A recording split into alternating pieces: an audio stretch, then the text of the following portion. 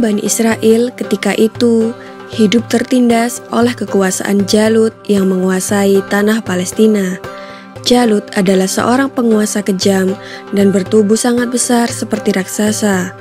Pada masa itu, tidak ada satu manusia pun yang berani dan mampu melawan Jalut.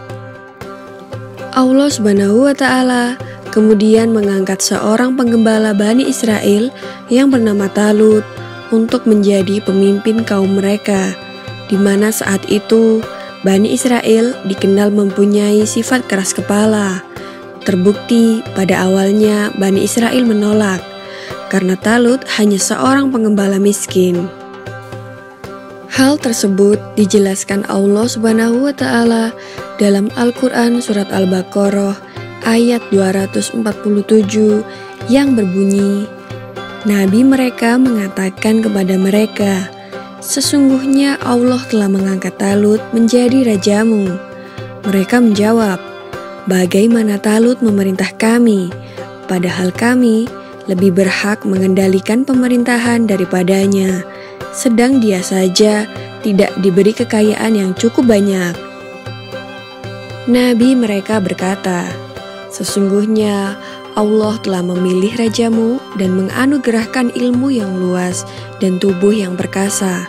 Allah memberikan pemerintahan kepada siapa yang dikehendakinya, dan Allah maha luas pemberiannya, lagi maha mengetahui. Maksud dari nabi mereka dalam surat tersebut adalah nabi sesudah Nabi Musa dan sebelum Nabi Daud diangkat sebagai pembawa petunjuk, nabi sesudah Nabi Musa dan sebelum Nabi Daudlah yang mengajak Bani Israel untuk melawan Jalut karena menindas kaum mereka dan menentukan Talut sebagai calon pemimpin mereka. Talut lalu memilih orang-orang terbaik yang berani menghadapi pertempuran. Salah satu yang ikut dalam pasukannya adalah seorang remaja yang bernama Daud. Ia diperintah oleh ayahnya untuk mengikuti kedua kakaknya yang maju ke medan perang, tapi ia tidak boleh maju di garis depan. Daud hanya diperintahkan untuk melayani kakaknya ketika lapar atau haus, untuk menyiapkannya makanan dan minuman. Jumlah pasukan Talut saat itu jauh lebih sedikit dibandingkan dengan pasukan Jalut, sang penindas.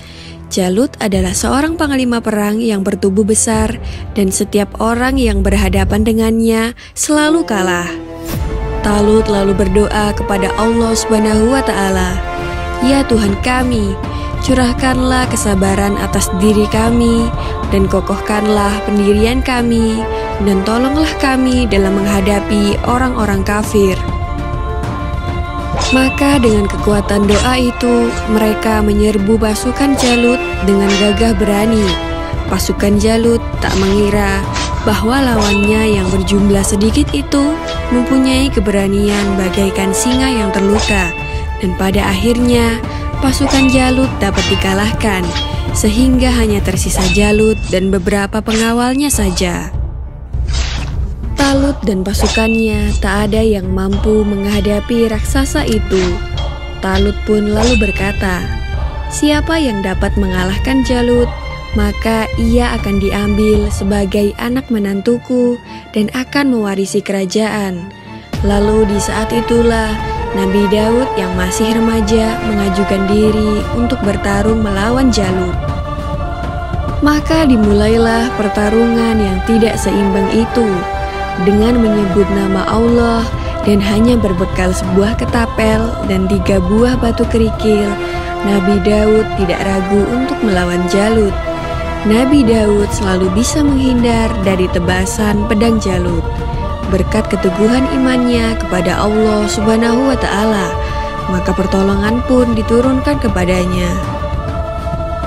Kemudian Nabi Daud melemparkan batu ke udara menggunakan ketapelnya. Dengan izin Allah Subhanahu wa Ta'ala, angin menjadi sahabat Nabi Daud dan membuat batu meluncur dengan cepat. Batu itu kemudian jatuh tepat di dahi Jalut yang membuatnya jatuh dan meninggal. Talut pun menepati janjinya dan akan menikahkan putrinya serta memberikan separuh kepemimpinan kerajaan Bani Israel. Hingga usia Nabi Daud mencapai 40 tahun, Talut meninggal dunia dan Nabi Daud pun menggantikan posisi Talut menjadi Raja Bani Israel. Tak hanya itu, Allah pun mengangkat Nabi Daud alaihissalam sebagai Nabi dan Rasul, serta diturunkan kepadanya kitab suci Zabur. Demikianlah kisah Nabi Daud alaihissalam melawan raksasa Jalut dan berhasil mengalahkannya. Semoga kisah ini dapat mempertebal iman kita dan semakin percaya terhadap kebesaran dan kuasa Allah Subhanahu wa Ta'ala. Amin ya Rabbal Alamin.